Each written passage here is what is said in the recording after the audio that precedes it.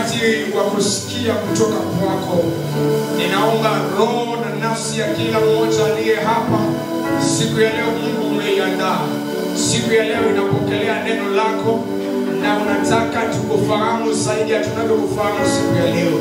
Ninaliabudu jina lako kwa nafasi ambayo umenipa kama chombo chako kusimama hapa Bwana, katika udhaifu wa wanadamu, lakini katika kutia nguvu na Roho Mtakatifu.